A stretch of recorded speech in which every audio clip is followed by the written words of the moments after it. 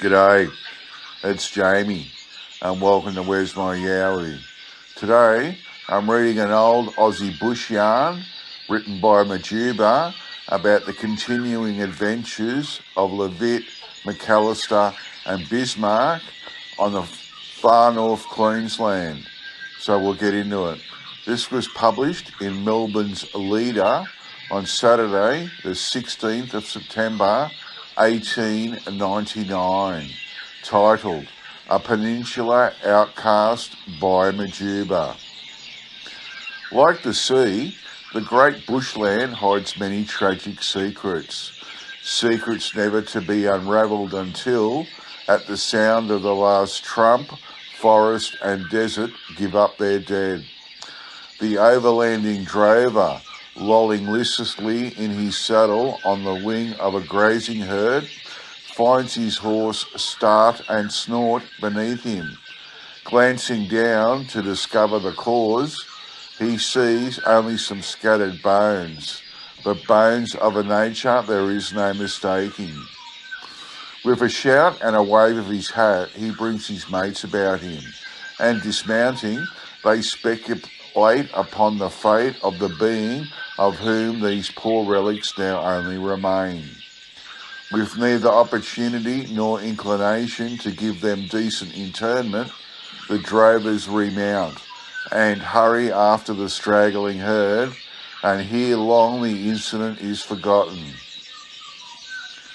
Perish from thirst is, in a dry land, the natural verdict of the impromptu jury, divided perhaps in opinion as to whether the remains are those of a white man or a native, for wild dogs, goannas or birds have done their best to baffle the inquiry.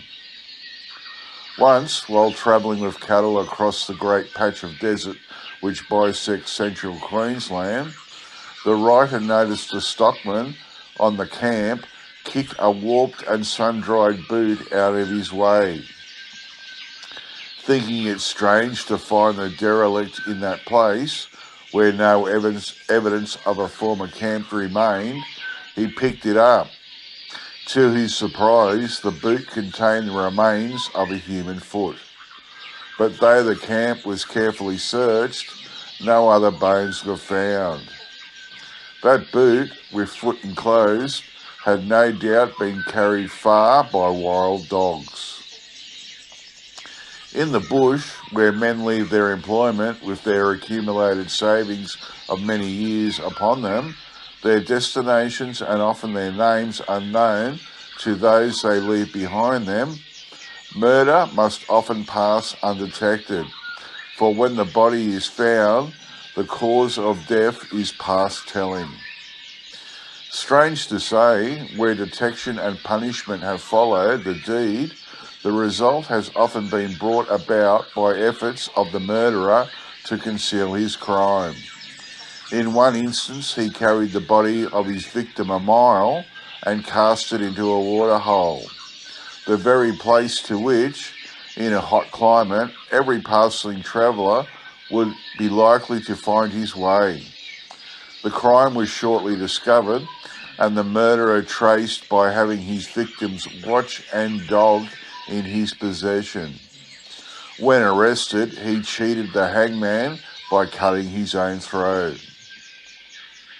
At the breakout of the Palmer, richest of all alluvial fields, crime of this sort was rife. But the victims being generally Chinese men, pretty safe game, for the miners had little sympathy for the Chinese, the murderers went unpunished. At length, suspicion fell on a certain party who, doing little work, always had plenty of gold.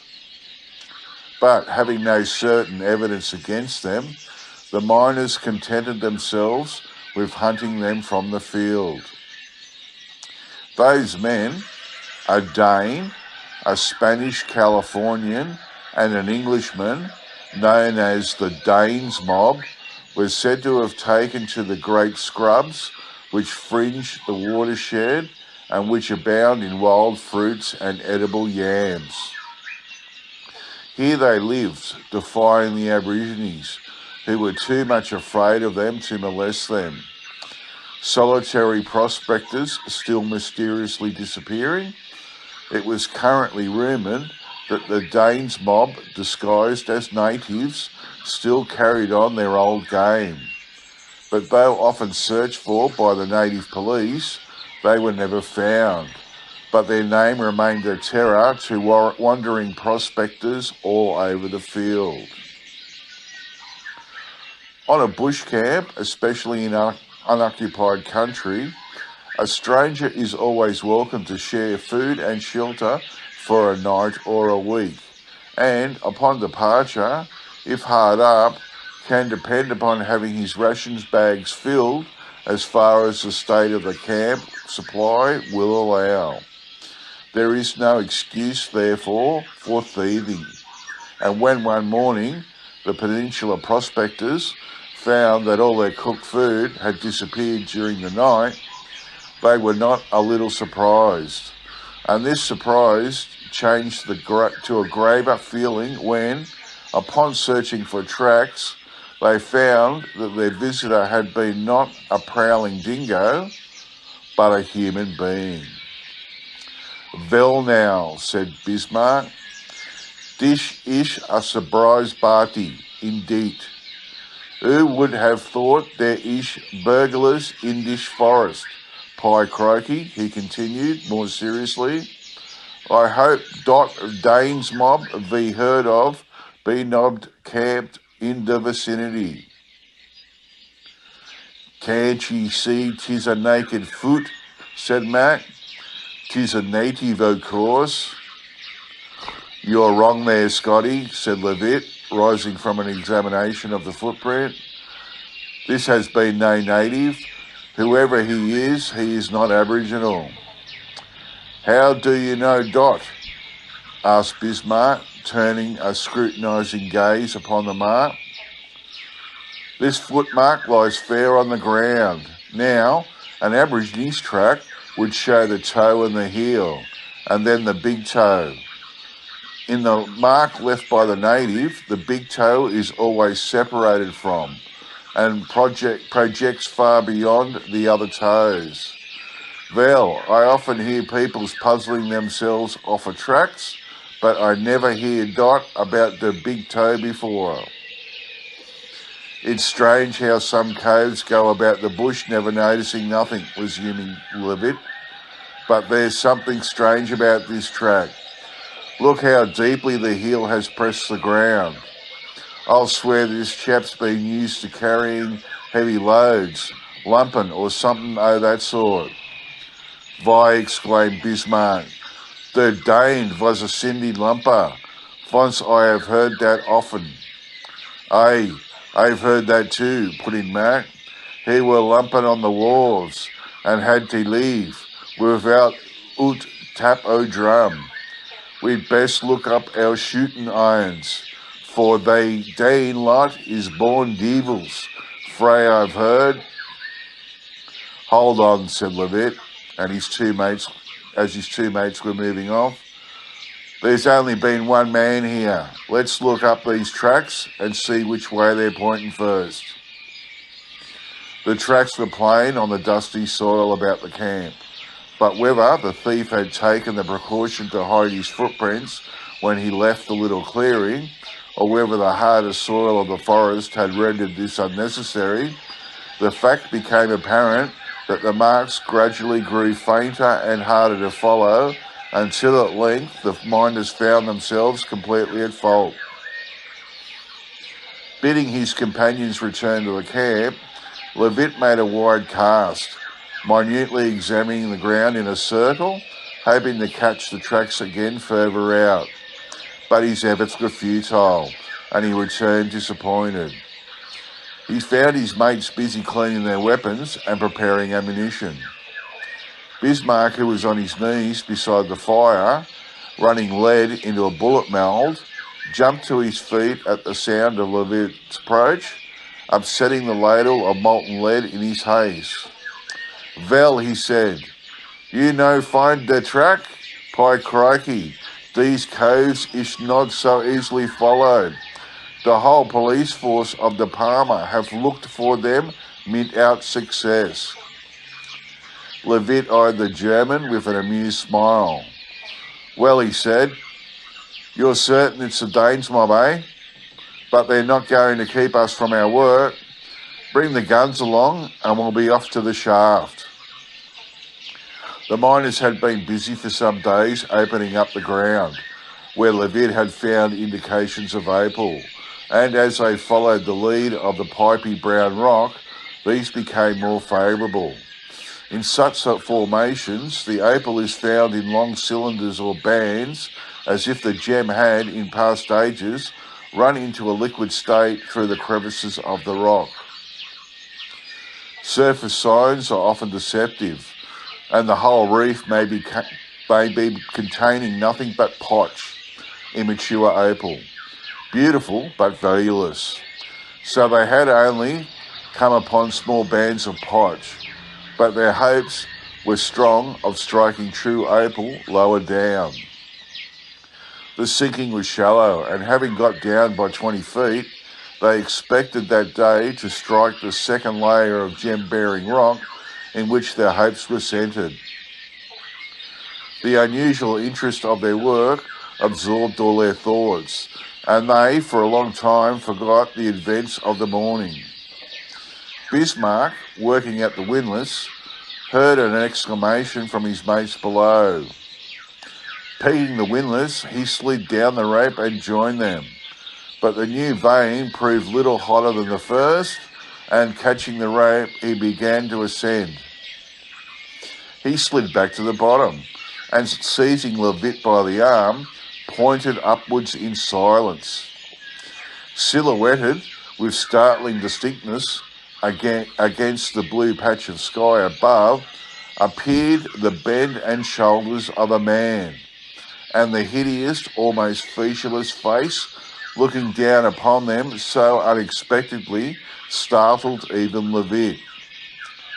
But he quickly regained his composure and mechanically addressed the stranger with the usual bush salutation. "G'day, mate." The face above returned no answer, but the bloodshot eyes strayed, blinking with lashless eyelids from one to another. A hideous nightmare face, noseless and earless, the mouth a slit in a dough-coloured disc. Mac, still stooping over the core of stone, unconscious of the figure above, thinking Levitt's exclamation addressed to him, commenced to reply. But, glancing up, he caught sight of the face and drew back against the wall of the shaft, with a ludicrous expression of dismay. Bismarck, incapable of either speech or action, gazed at the stranger as if petrified. Levitt, annoyed at his own weakness and angered by the silence of the man above, caught at the rope and began to ascend. The man drew back, then reappeared, holding a boulder threateningly above Levitt's head. Levitt dropped back. "Is that your game?" he cried, and lifting one of the rifles which stood against the side of the shaft, he cocked and sighted it. The man disappeared from view. Levitt turned and placed the rifle in Mac's hands. Bismarck took up the other rifle. "Now," said Levitt, "I'm going up. You two keep the hole covered. As soon as I sing out, fasten one of the guns to the rope and send it up. I'm not going to be bluffed." It was not without some trepidation that Levitt slowly ascended the rope, after again enjoining watchfulness upon his mates. When his head reached the level of the top, he cautiously looked around. The shaft had been sunk on a summit of a low hill, where the rocky nature of the surface retarded vegetation, and scattered boulders, scarcely high enough to hide a man, were the only cover. Further out, where the curve of the hill commenced, coarse spinifex grew amongst stunted ironbark saplings. Levitt caught the windlass and swung himself out, but no sign of a human presence met his eye. No sound reached his ear. Short as the time taken in climbing to the surface had been, it had been apparently long enough for the object of his ire to retire or find a hiding place. He called to his mates below and hauled up the rifle. When the rope again fell, his companions joined him. "Fair is it? Has it gone?" asked Bismarck as he scrambled breathless from under the windlass. "Cleared," replied Levitt laconically, "but he can't be far off. Planted in the spinifex, I reckon. Come on, we'll cut his tracks on the slope, no doubt." Crossing the little plateau, they beat the cover on the side of the hill, but save for a kangaroo rat, which rose with a startled grunt from beneath their feet and went bounding like an India rubber ball down the slope, they met no living thing. Nor did the looser soil betray any track which would indicate the direction taken by their unwelcome visitor. At last, puzzled, they returned to the shaft, and gathering up their belongings, proceeded to the camp. The sudden appearance of a figure so uncanny at the mouth of the shaft, and its equally sudden departure, mystified Levitt, and all the way back to the camp he walked in silence, trying vainly to account for the presence and object of the intruder. Although he had formed no theory as to who the midnight thief might be, he had as yet scouted the idea of this being connected with the Danes gang. But now, when he remembered how far they were from any known camp of whites, he came to the conclusion that this must be some trick of the gang, though what their object could be in thus acting, unless it was to scare the miners from the place, he was at a loss to conceive. His companions, on the contrary, bred and reared in lands where tales of supernatural still obtained belief, were fully convinced that their visitor was not mortal, but one of those manifestations from another world, in which their progenitors so firmly believed. "In mine country," said Bismarck, "there is always about the mines some hobgoblin or spirit, but they never appear in daylight except when some accident is about to occur, some fall of earth or other misfortune. We must be grateful. We must be careful. Now what we are about." "Aye," replied Mac, "I've heard tell o' they bogies, and that they seen and day, I've no doubt. Did ye notice the wee topknot standing on its head? Just the same as I've heard them described at home. Boshman, it garred me. Grew tay look at that." Levitt burst out laughing. "My goodness," he said, "you chaps'll go barmy directly. There's no bogies in this part. It's too bloomin' hot. But empty your guns and load 'em afresh. We'll keep watch tonight, and if there's trouble, be ready for it." As night closed in, a soft wind came up from the northward, bringing with it low, watery clouds, which obscured the stars. The trees rustled mournfully and crossed a branch, fouled with a tree at the back of the tent, set up a dreary creaking. When bedtime came, Levitt arranged the order of the watch for the night. A small drizzling rain had set in, with every appearance of continuing. During the first watch, the men off duty, disinclined to sleep, lay on their bunks yarning. But as the hours passed and Levitt's turn for watching came, the monotonous patter of the rain on the canvas and the tinkling drip from the eaves brought drowsiness to his two companions, and gradually they sank into slumber. As he calmly reviewed the events of the day, Levitt began to take a less serious view of the situation, and was inclined to doubt the necessity of the precautions he had taken. What object could any have in molesting them? They were not lucky diggers, quite the reverse. Still he could not shake off all uneasiness. He covered the light, making a bushman's dark lantern, and throwing himself upon his bunk, fell into a reverie. He was roused by a stealthy movement in the tent. A well-remembered sound reached his ear, the creak of the rusty hinges on the tucker box. He stretched out his arm and lifted the cover from the lamp. As the sudden glare of light filled the tent, a figure stooping over the open tucker box turned with half-articulate, snarling cry, disclosing the mutilated face that had been looked down on them from the mouth of the shaft. There, with daylight behind it, it had looked ugly enough, but now, in the full glare of the light, Levitt thought he had never seen a creature so forbidding.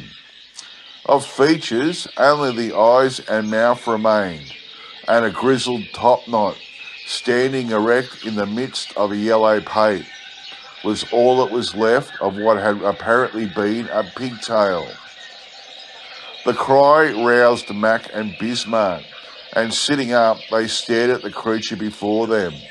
The mutilated being, with eyes fixed on Levitt, scooped up the contents of the box with fingerless hands, clasping at the articles to its breast, began to back through the doorway. In silence, the prospectors had watched this performance, but as the tent flap fell over the retiring form, Mac's innate regard for the thrift box, the better of his fears, the rations he had taken so much trouble to prepare were being carried off before his eyes, without even a word of protest from Levitt. He cast an angry glance at the latter, and leaping to the floor, began hurriedly drawing on his garments, all the while expostulating. "Most certain, Levitt, are ye going to stand for this? Gassed, I shall gast him, and if I do not get him a proper sorting, playing sick pliskies right under our very eyes." "Stop," cried Levitt, as Mac moved towards the door. "Lay a finger on him and you'll regret it to the end of your short life. As for the tucker, it's useless to us now. He's touched it. But we'll burn that box tomorrow and get out of this camp quick. To think that we've perhaps been drinking from the same waterhole for a week. Why, man, that's a leper." At the dreaded name of leper, Mac, who stretched out his hand close to the lid of the box, drew back from it as if it had been an angry tiger snake. Bismarck, who had been sitting irresolute upon his bunk, rose impulsively. "Well," he said, "the sooner we get out of this, the better. We might be packing the things up, ready to start at daylight." "There's no such hurry," returned Levitt. "We'll get away tomorrow, and that'll be soon enough. There's our April reef, but I think the tools in that is the only valuable part of it. Get in your bunks again, and, as I suppose that you won't sleep, I'll tell you how I reckon this poor devil came here. You remember the big crowd of Chinese men we seen landing at Cooktown? An ugly looking lot they was. Well, those chaps is the sweepings of their country. Jailbirds, good for nothing and the like. Brought here by the Chinese merchants to do the work of pack horses. Cheap. Bound over by a solemn oath to work for 5 years for a few pounds. I've seen strings of them on the road, each man carrying 150 pounds, a load for a horse on a hilly country. Once they land, there's no getaway for them. For besides their oath, which I suppose they wouldn't trouble them much, their bosses has other means of keeping them, and they find themselves in a strange country amongst strange people speaking a tongue they don't understand. They say that a merciful man is merciful to his beast, but there seems to be no mercy in the breast of the Chinese boss for his workers. Anyway, the weaker ones soon break down under the thumping loads they has to carry. And when a man breaks down in his leg sinews, he's good for nothing for years. You can't put a sick man out of his misery, in summary fashion in this country, but there's no law against abandoning him on the track. And the easiest way out of difficulty, it strikes the Chinese boss, is to leave the man where he is with a few pounds of rice to live or die as he may. But in the case of leprosy, he be hunted from the camp quick and given a pretty strong hint not to show his face here again.